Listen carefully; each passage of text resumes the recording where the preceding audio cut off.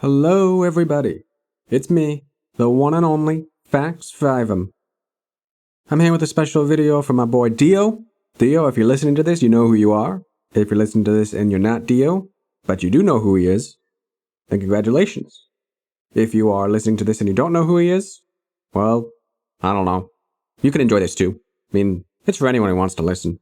Because facts are not just meant for one person, they are meant for everyone to enjoy. And here at Fiveum, I only speak facts, and anyone who says otherwise is a goddamn liar! Now today, I'm going to be reading a speech by none other than Robert F. Lay. The F stands for fucking. This was not Robert Lay's middle name, but at the same time, I was honestly just impressed at the sheer content of this fucking speech. Because truth be told, it's actually well written and translates decently into English. I've read through a lot of old school Nazi and fascist speeches to satiate my own political curiosity. Well, political and historical. And honestly, a lot of them are just kind of dry. They're just outdated. Maybe they're just poorly translated. And just reading through the transcripts, it's just a bit of a slog. However, this one, I was actually impressed at how well written it was. Now, maybe it's just a good translation, but what really confuses me is the fact that it's by Robert fucking Lay. I mean, Robert Lay was just, the Reich Minister of Labor, and the fact that Robert fucking Lay actually gave a really good speech intrigues me. I personally think that this speech does a very good job at laying out a lot of aspects of the Nazi ideology in a relatively short time.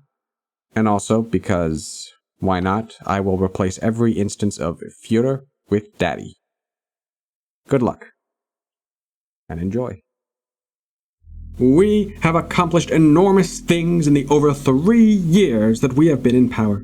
I do not believe this evening would be long enough to list all the great successes that we have had. 2 facts stand out. The German today has become an entirely different person. Whether worker, craftsman, farmer, or member of the middle class, we are all entirely new people. There are a few holdovers from past time. There always have to be museum pieces after all. They say that German humor is no laughing matter, and yet honestly, I have to say that I'm impressed that this particular insult is pretty good. It's quick, it's easy, it doesn't drag on. And just the fact that it was Robert Lay, one of the more obtuse figures of this party, not even any of the Nazis who is best known for, their speaking skills, actually said this. It really surprises me. They will gradually die out. The broad, large, and great mass of our people has changed thoroughly. They have been transformed. This is a common theme in fascist and Nazi rhetoric, the theme of transformation. This is not to say that any theme of transformation is in itself bad, but rather that, just about anything good in the world, fascists, Nazis, and the like will take, let's be honest, they'll take some good things, they'll use them to their political advantage, and then bring all the bad crap that you can imagine times infinity. Look at the workers. Look with me into Germany's factories. I might remind some in this room what they thought 3 years ago, not only about their party or the government, but their whole view of life, their views of labor, the fatherland, their people, their community, or about socialism. All these things that have always concerned humanity, they will have to agree that they are of entirely different opinions today.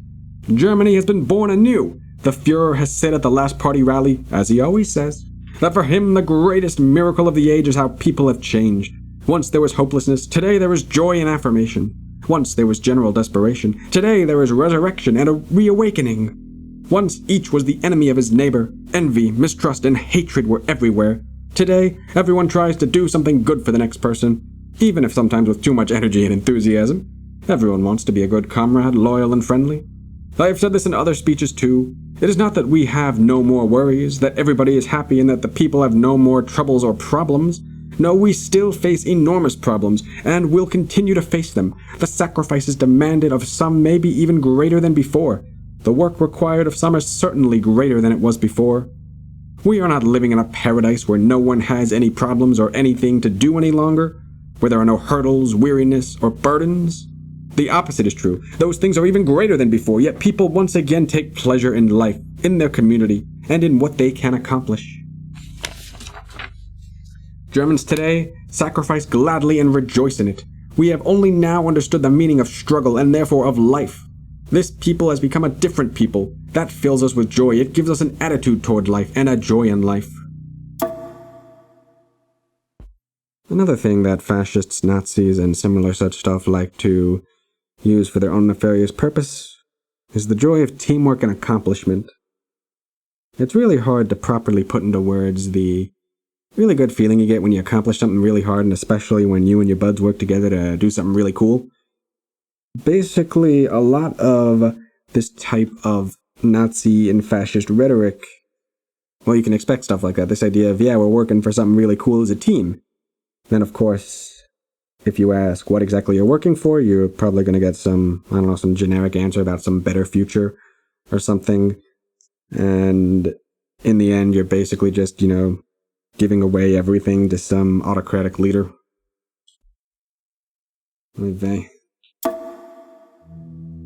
My fellow Germans, the second miracle. This people have received leadership.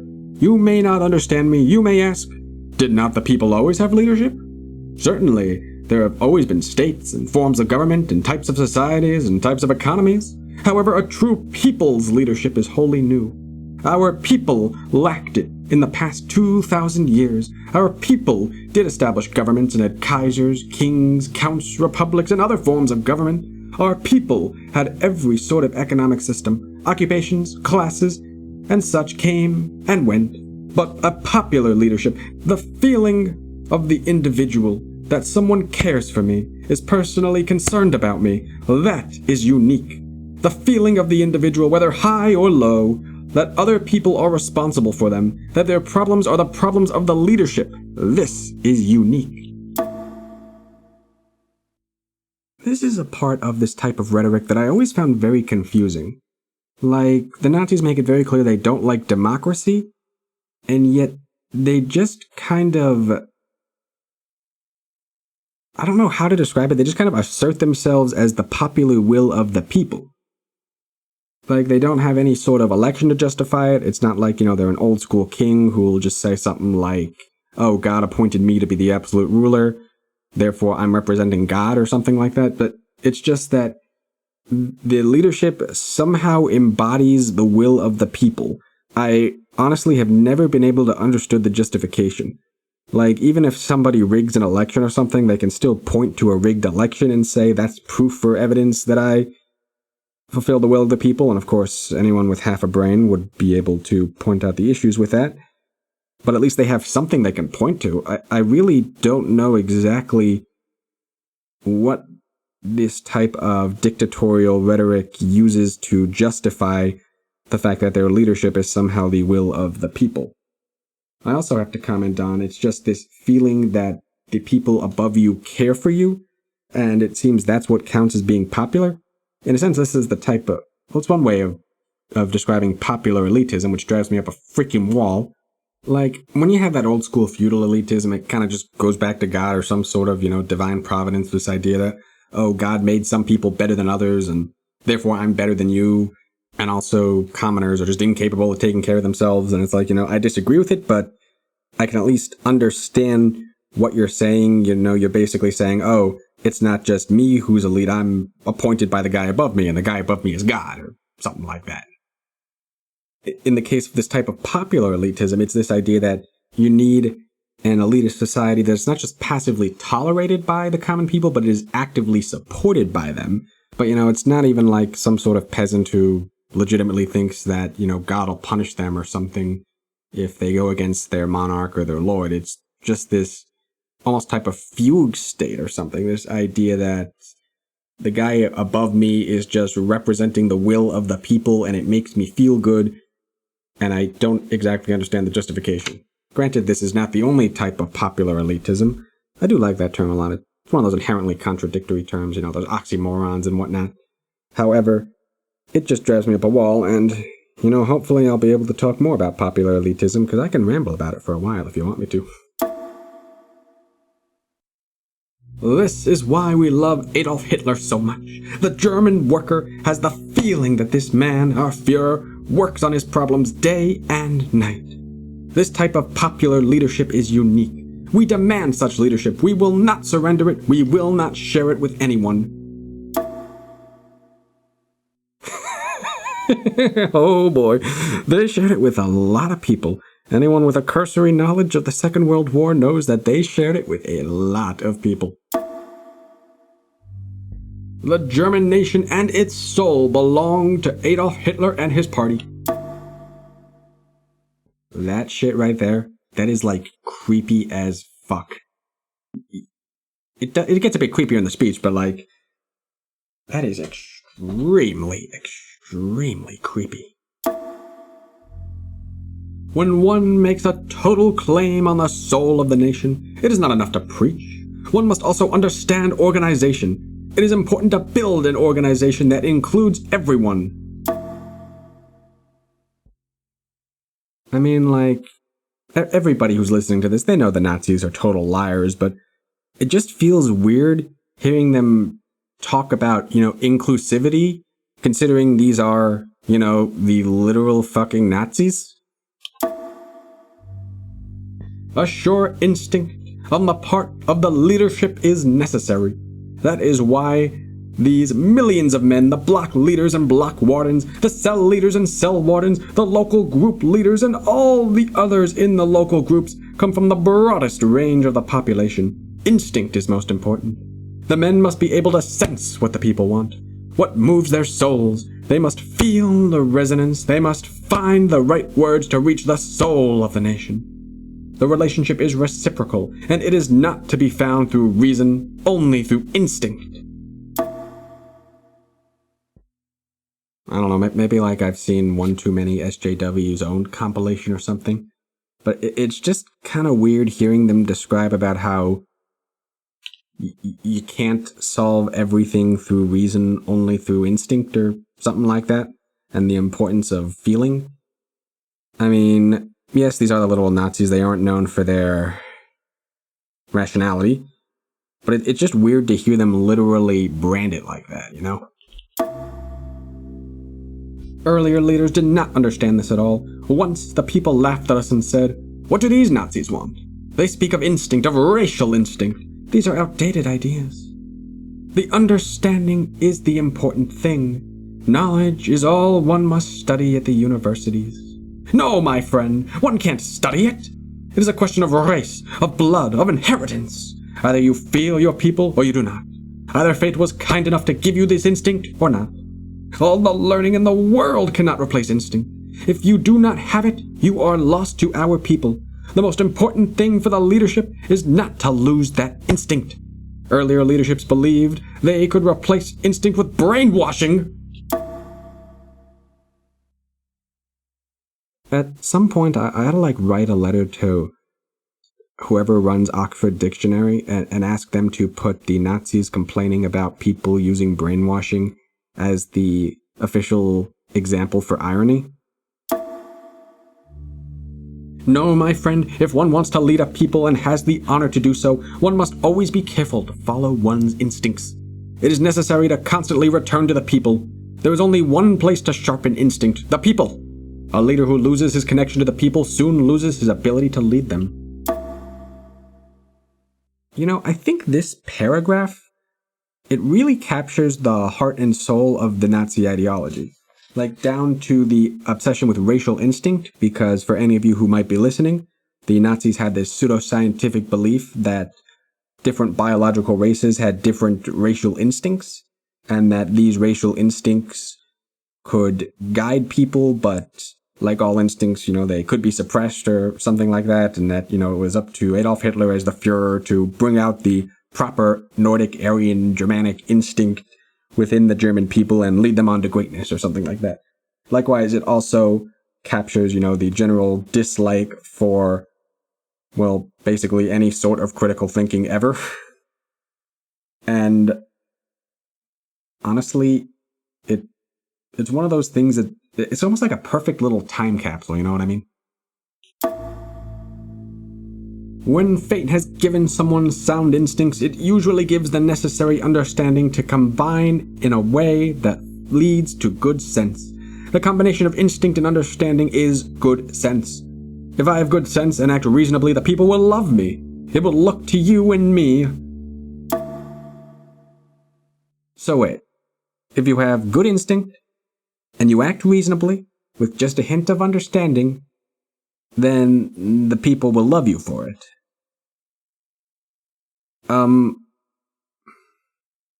See, this is the type of very confusing parts of popular elitism because, usually with elitism, in the classic sense, it's basically, I am better than you, deal with it. However, in this case, it's, I am better than you, and you love and support me for it, because I am taking care of you, and it's patronizing as fuck. But it's also like, oh, you can't trust the people to act rationally to democracy, but also you can trust the people to love you if the leader acts reasonably and with good instinct and understanding. So now the people are capable of good sense, I guess? If you add that to strength and manliness and assurance, then you are prepared for any crisis. Let us not deceive ourselves. Fate will not lead us through a rose garden. There will be hard times. Our upward path is steep and hard. The past has made us hard. That is why the people love us. There's just something really enjoyable about a literal Nazi bragging about manliness and how fate and the past and experience has made him hard. The people understand our language. It may be new, but they understand it. It came from the heart, from the understanding. It was true. It was no lie, but the truth. It was the language the people themselves speak. Thus, we can speak with powerful assurance that makes the people secure. We are a young people. We have all the weakness of a child. A child wants a father to hold it. When there is thunder and lightning, the child is afraid and hurries to its father, for it wants to be safe. That is like the leadership of a people. Just about any sort of fascist or Nazi or these types of dictatorial propaganda in general, they get a whole lot more amusing if you just replace whatever adjective for leader that they use with daddy. You know what? Yeah, actually, from now on, whenever Führer comes up, I'm just going to replace it with daddy. I mean, on the more serious side, he is literally describing the extremely, extremely patronizing attitude. This idea that you are children, you can't take care of yourselves. But hey, you know what? Let's just replace Führer with daddy and see how it sounds from now on. You, block leaders, block wardens, cell leaders, cell wardens, must be that if there are storms again in Germany, you must be a refuge for the people. If sacrifices again demanded, you must say, citizens, stay calm. Daddy is always right. They may ask, how do you know that? You will answer, I believe it. And who tells you that? Daddy is always right. I sense it. I can prove it from the successes of the past. The things this man has done. He rose from a lowly worker and soldier to the daddy of Germany. If you persuade the people of this, that daddy is always right, then our people's sacrifices will never be fatal, but only will make it harder, stronger, and greater. If cowardice and unreasonableness have been defeated, if the people are confident, and if true popular leadership is present, Daddy will be able to do whatever he wants with the nation. He will be able to make important decisions. The people will obey him blindly and follow him blindly. Daddy is always right. Every last citizen must say this.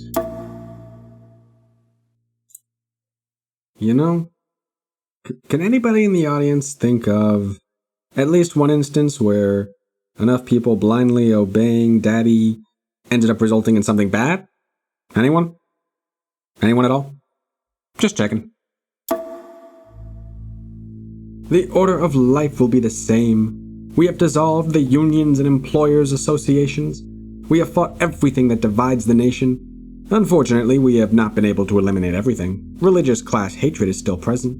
But I am convinced that this nation's desire for unity will succeed in ending this split in the nation as well, though it has existed for centuries. I am convinced of it. For context, I'm pretty sure he's referring to issues between Protestant and Catholic Germans. A firm is a unit we will not touch. This is holy to us. The firm must remain unified. Firm leaders and workers should organize things themselves as much as possible. They should work things out and be comrades together. We have given people's fate into their own hands. We have said, we do not want to control your fate. No one can do that for you. We can only teach you how to master it. We can give you the weapons you need for your struggle, but no one else can wage your battle for you. See, like, this is that typical fasci bullshit. It's basically like, oh yeah, everything's in the hands of daddy, but also you're responsible for yourself, and if anything goes bad, it's your fault, not daddy's, he. And I'll be honest, it is kind of amusing, and believe me, it actually gets even better later in the speech that, the guy who's talking about socialism is also talking about how great corporations are. He goes into a bit more detail of it later, but just keep that in the back of your mind. It gets a lot funnier. No one can stand aside from the struggle, pouting or playing the coward. Whether you are a worker or a manager, merchant or doorman or errand boy, whether you are young, old, man, woman, all members of a firm share a common fate. Your fate is dependent on the success of this firm. When the firm operates well and earns money, everyone earns. And when the firm goes poorly, it does not go poorly for just one person, but for everyone.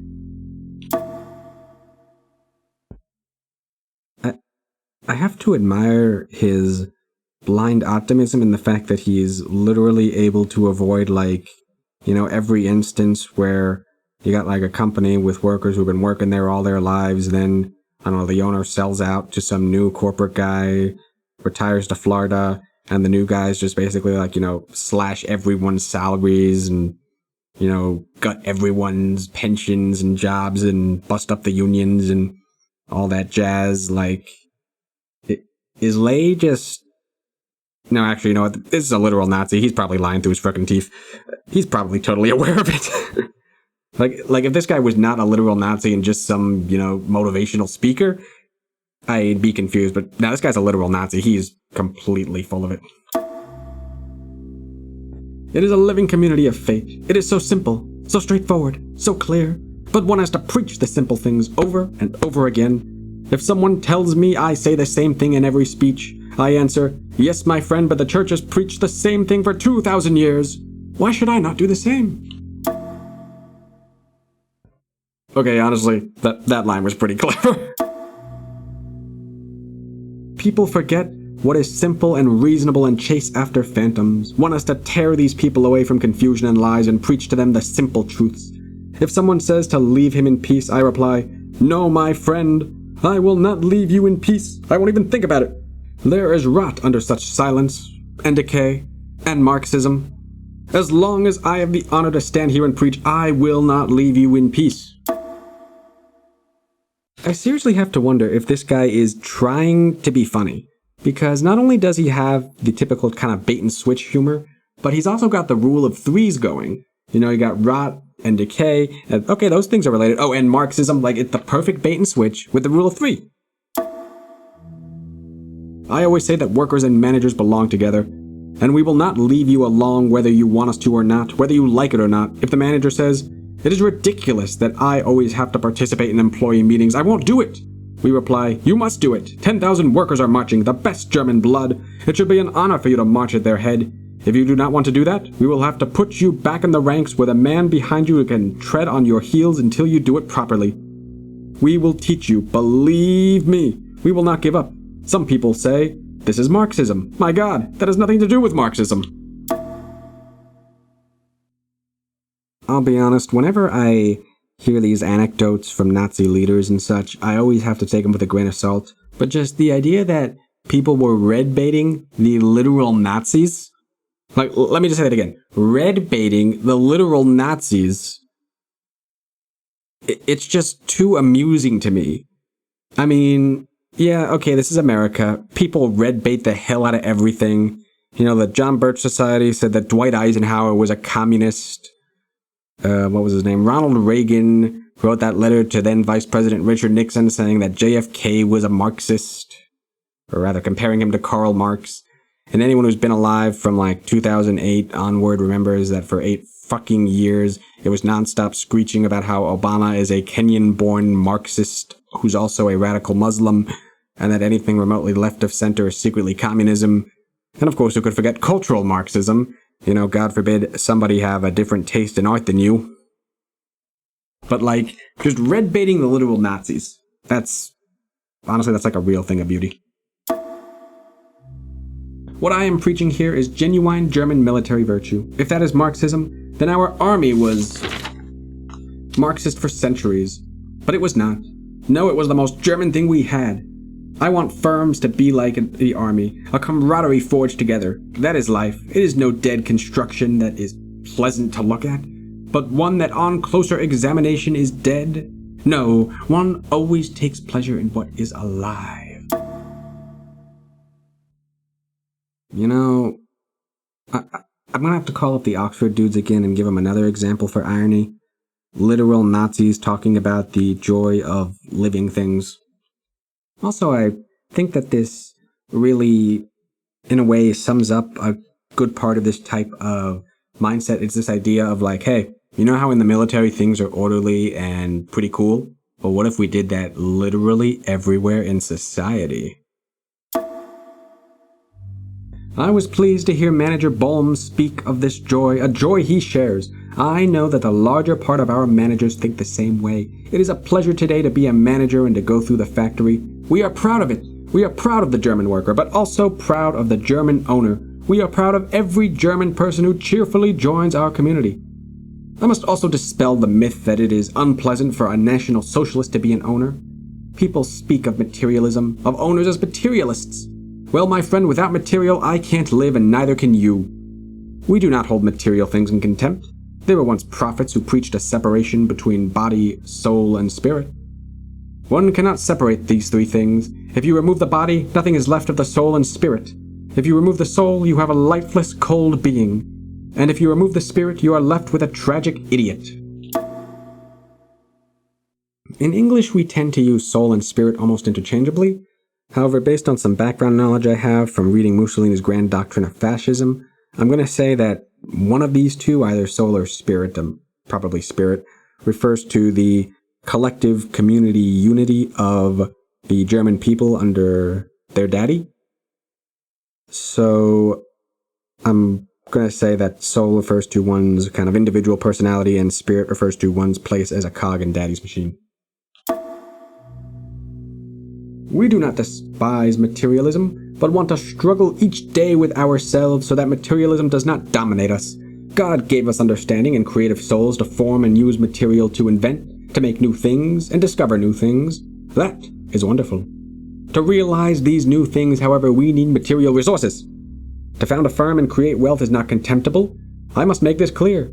What good would all our socialist desires do if there was not people to figure things out, to organize, to build a firm? I want to just reread that last line. Okay, so what good would all our socialist desires do if there were not people to figure things out, to organize, to build a firm? And, like, I mean, could you, what good would all our socialist desires do if there were not people to figure things out, to organize, to build a firm? Like seriously, the second part, it's almost like something you'd expect out of Ayn Rand or something. You know, something about how, like, we need the great minds to figure things out, to build a firm, to organize. But then, like right at the beginning, oh, yeah, also, this is good for our socialist desires. Remember, kids, starting up your own company is peak socialism. Yeah. Ay vey. One sometimes finds those in business who tell us that business and idealism are in conflict. That is not right. The opposite. I say that a true idealist who does something truly good for humanity must have both feet on the ground, else he is a dreamer and a romantic. All his idealism has no meaning and no value. I do no one any good with it. It is false. I say that in the long run, a sound businessman can found a firm and lead it to success only when he is a true idealist. Everything else is an illusion. No, businessmen and idealists are not enemies, but in the end, one and the same. No true idealist lacks good business sense, and no sound company can survive without idealism. Hey kids, you want to be a socialist entrepreneur? I had something to go with this. I'm just as confused as you are. Like, okay, I'm sure if you're listening to this, you might already have an idea that the Nazis, they lied about just about everything. Their use of the word socialism is pretty cockamamie compared to just about everyone else who uses the word. But it's still just one of those things that's like, hey kids, you want to be a good socialist? Start up a business. My friends, it is all a matter of education toward community. Socialism is not given to us. Socialism is not a matter of dead points in a program, but rather socialism is justice. One may demand it because it is right, and it is right because it is good for the nation. That is right. What is good for Germany is right, and everything that harms Germany is wrong. In the last analysis, socialism is not a consolation or refuge for the individual, but rather socialism asks the question, what is good for Germany? What benefits this nation? Like 2 paragraphs ago, he's talking about how you gotta have people who can, dream big and who can think big and build companies. But now it's all about how it's not focused on individualism. Try to make sense out of it if you want. As we begin our fight with Daddy, we all shared one firm belief, a remarkable faith that filled us all. Our hearers sensed it too. The people sensed it. We believed what we said. My German friends, the same must be true today. Understanding sometimes is not enough to explain everything. Only faith is sufficient. Daddy in Nuremberg said, "Woe unto him who does not believe. He who does not believe has no soul. He is empty. He has no ideals. He has nothing to live for. He has no sunshine, no light, no joy in life. He is a poor, poor man. What is his wealth? What are possessions? What does it all mean? Problems come despite them. Only faith is left. Woe to him who does not believe." He may have actually been indirectly correct in this one, because chances are, if you were not believing in Daddy, you would lose a lot of your possessions eventually. I urge you, my German people, to share this faith. Daddy has given us a new task for the next 4 years, a big task that will demand enormous sacrifices. We know that the 4-year plan before us now will not be the last such plan. Things will not get easier. No, there will always be new tasks, new sacrifices to make. I believe that the size of these new sacrifices and tasks will increase as the strength of our nation increases. We may not hope that the struggle will cease. It will continue. All the new factories will increase our strength. Each new construction project advances our nation's development. That is true socialism. Build new wealth to improve your life. That is German socialism. That is our struggle. It's just so weird to... I know I've harped on this a million times, but I don't get to harp on this very much, and it's mentioned a lot here, and honestly, the sheer absurdities of this speech mixed with the speaking style and rhetoric that seems to combine a preacher with a motivational speaker really captures the nonsensicality of just Nazi doctrine in general. And likewise, build new wealth to improve your life. That is true socialism. Or rather, that is German socialism. So, build wealth in the name of socialism, comrades. My friend, we walk hand in hand toward the future of our nation, toward eternity.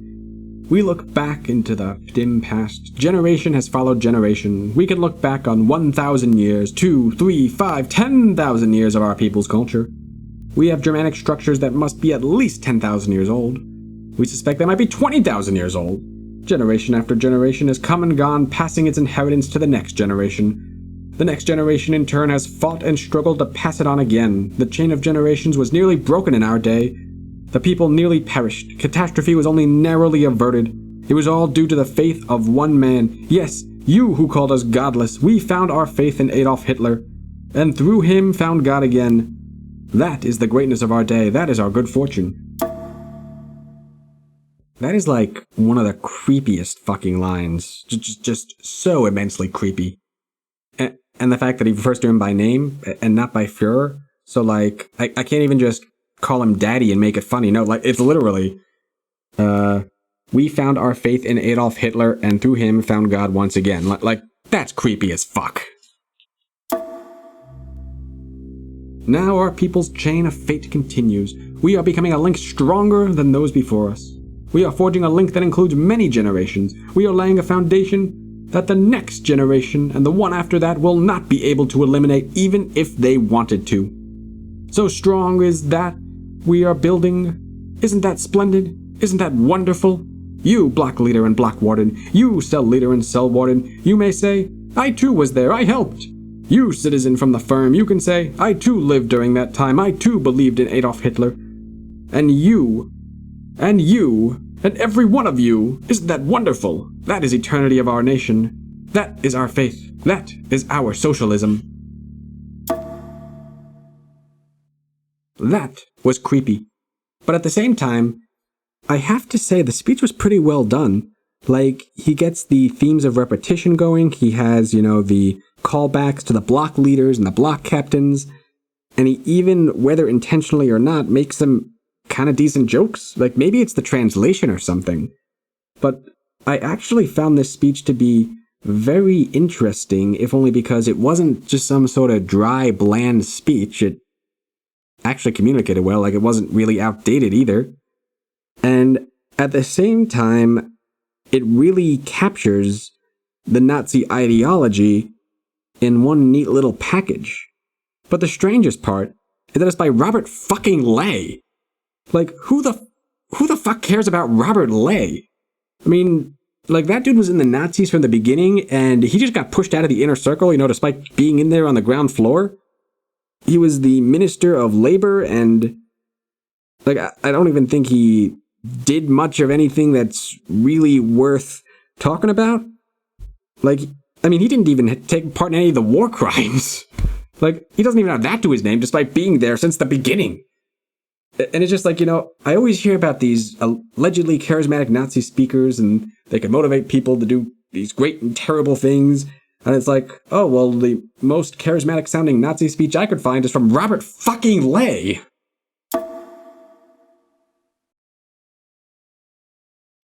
Hello, this is Fiveum, saying thank you for listening, and I sincerely hope that you enjoyed it.